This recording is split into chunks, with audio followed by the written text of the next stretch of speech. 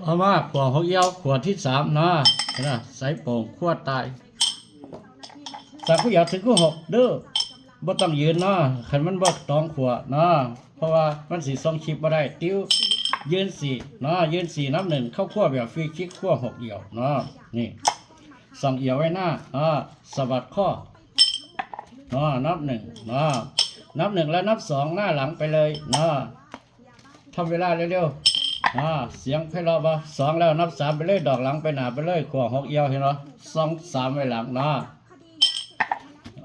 เอาไหมฝ้าวข้างหลายกัน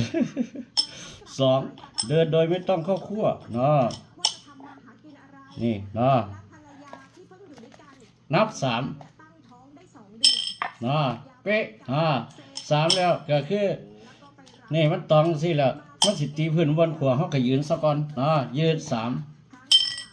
ยืนสามมันบ่ตองแล้ววันนี้นับสี่วันนี้เนาะตีพื้นจากขวาหกเอี้ยวหนาไม่เล็กหนาหกหนาเอี้ยวบ่ได้อยู่หนาสี่หนาสามมันสิขึ้นได้บ่นับสี่ได้เป๊ะนี่ก็คือขึ้นตองสี่แล้วก็ฟันตองหาฟันคู่หาขึ้นได้เลยขวาหกเอี้ยวเดินโดยว่าต้องเข้าขวาให้ว่าซองหาไว้หลังเข้าทับปันเรียกนับห้า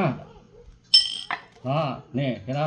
นับห้าแล้วก็เข้าขวานับหกเข้าขวาแบบค่อยๆว่าให้หกดอกกลางไปได้บ่นี่อีกเดียวได้บ่ได้เห็นไหมนับหกยืนหกตีพื้นหกเป็นเอี้ยวยืนขวาเห็นไหมมันนี่ตีพื้นหกเป็นเอี้ยวมันขึ้นตองสี่ก็ตีพื้นได้อยู่แล้วทีเดียวตีพื้นหกเป็นเอี้ยวตีพื้นขั้วเห็นไหมแม่นเป๊ะดิขั้วหกเอี้ยวเข้าท่าบ่พอจะมีวัตถุดิบไม่เฮ็ดแล้วนี่ก็แม่นเฮ็ดขึ้น3 ชุดนี่แหละได้มาจากไทยข้าเจ้ากลับไปฝากพื้นมาวันที่3นี่โอเค